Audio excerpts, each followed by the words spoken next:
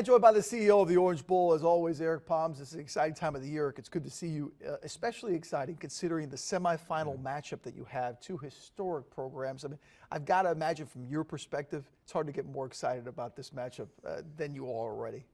I mean, when you look at a 12-team playoff, we waited 2 rounds before who came to the national semifinal to see Penn State versus Notre Dame, two of the biggest brands, not just in college athletics, but in sports. Is amazing. So South Florida is going to have a treat. It's going to be a great night on Thursday, and we're excited. Normally I ask you the old, hey, is there getting a lot of support or people excited, fan bases? I ask you that knowing the answer. These fans are going to pack the house at Hard Rock, aren't they? It's palpable. I mean, we were at the Fiesta Bowl and then to the Sugar Bowl, and it was just pandemonium afterwards. I mean, for Penn State, this is their first appearance in the college football playoff. Notre Dame, it's been a few years, but they haven't played in 17 years. So it's not just that they got in, it's that they're playing each other. Yeah.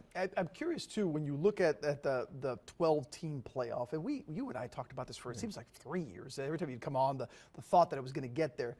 All the talk about who's in, who's out, who's the top seed, who's who gets the bye. As it all shakes out now in the first time around, what do you think of it? It was exciting. I mean, to have a 4-round playoff instead of a 2-round playoff created a build-up. So in the end, I think the fan bases that kept emerging got more and more excited.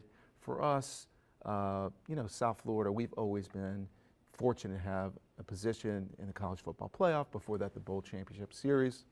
And so we really like to see how this thing emerges over the years, but in year 1, we could not be happier to have these brands, as we just talked about, in a national semifinal at the Capital One Orange Bowl at Hard Rock Stadium. Is going to be great. Yeah, I mean, it's going to be exciting, and I think if there's one thing that people look at from this is that some of these higher seeded teams, the ones that the bye and the opportunity to get a little rest and set up, ended up losing. Does that change your perspective at all on how this works? Do you think that there will be something that might get tweaked as the years go by? I think as the college football playoff commissioners, the management committee is contemplating this. They knew it would be something to observe in year 1, maybe year 2, to make adjustments with. I think it's fair to say that when you see the 4 teams that hosted first-round games emerge and none that had a bye, is eye-opening. But in the end, you always knew that all these teams, 1 through 12, were really capable of getting farther in the playoff. I would expect there's going to be some serious dialogue this spring and into the following year. This week, and I say week, it's such a short, the one, I don't want to say it's a con to it, but certainly not a pro in the sense that you don't have a lot of time to build up the game. Now this game itself kind of sells itself, but this week in South Florida, it's going to be a quick week. I mean, the game's in a few days. How different is that, the build-up where a couple weeks in advance, you do have events and stuff. This year, I assume it's much more condensed. It's definitely different. I mean, in years past, you would know in early December when the matchups were announced that who was coming to the Capital One Orange Bowl. In this case, we had to wait a couple rounds to see who emerged. But for the fans, they're coming, and they're coming for the same 3, 4, 5-day duration.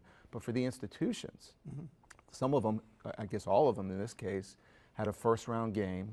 They went on to a quarterfinal matchup at a neutral bowl site, and when they emerged from that game, then they had a semifinal game again at a neutral site bowl game. So for us, we were planning with first 6 teams, then it was down to 4 teams. Now we know the 2. We're ready to go. They're coming in on Tuesday. They'll leave on Friday. It's quick. It's quick. It's definitely a little different than usual. I wanted to touch on a serious subject while I had you here because I think it's a concern and a question for fans. Given what happened, the tragedy in New Orleans, and I know that's on the mind of so many people, not just in college football, sports in general, the safety of an event. That's not new for you in the Orange Bowl. Obviously, safety is always a priority. How have things changed, or at least to look over the guidelines and the way you do things, the protocol as you head into this Capital One Orange Bowl?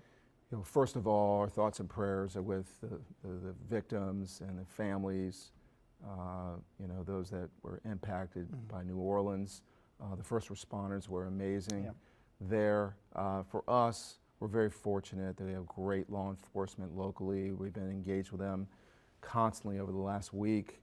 Hard Rock Stadium. I mean, the investments that Steve Ross and Tom Garfinkel have put into technology at the stadium, it's second to none. So we're very confident in our planning, and we want to make it as safe and as comfortable for the fans to come out, because it's going to be a magical night.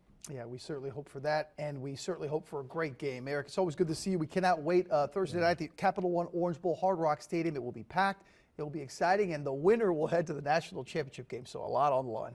It's going to be a historic night. In fact, two black coaches are meeting line in this semifinal, one of which will emerge and play in the CFP National Championship game in Atlanta on Martin Luther King holiday weekend. Yeah, so it's a historic night. Yeah, it's a historic night, and it's always a historic game and a big part of our community. Eric, it's great to see you as always. Best of luck. I know we'll talk this week. Eric Poms, the CEO of the Capital One Orange Bowl, coming to South Florida this week.